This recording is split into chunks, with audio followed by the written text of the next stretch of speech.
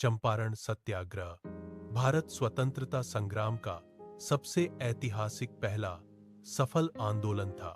इसकी शुरुआत 1917 में बिहार के चंपारण जिले में हुई। उस समय अंग्रेज जमींदारों ने किसानों पर टिंकठिया प्रथा लागू कर रखी थी।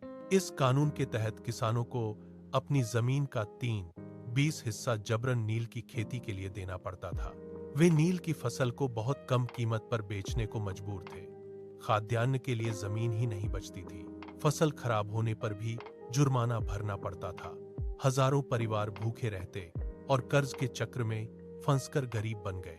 तंग आकर चंपारण के किसान नेता राजकुमार शुक्ल ने महात्मा गांधी से मिलकर किसानों की दुर्दशा बताई और मदद मांगी। गांधी जी तुरंत चंपारण पहुंचे। हर गांव में जाकर किसानों की समस्याएं सुनी, स्थिति को खुद देखा। उन्होंने अहिंसा और सत्य के मार्ग पर आंदोलन शुरू किया।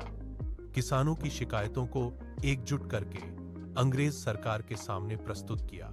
शुरुआत में सरकार ने गांधी जी को गिरफ्तार करने की कोशिश की, लेकिन हजारों किसानों ने शांतिपूर्वक विरोध किया। सरकार को पीछे हटना पड़ा। जांच कमेटी बनाई गई और गांधी जी को सदस्य बनाया गया। जांच में टिंकठिया प्रथा की सारी बुराइयां सामने आईं। अंततः 1917 में ही इस प्रथा को पूरी तरह समाप्त कर दिया गया। किसानों को अपनी जमीन पर पसंद की फसल उगाने का अधिकार मिला। कर्ज के बोझ से राहत मिली।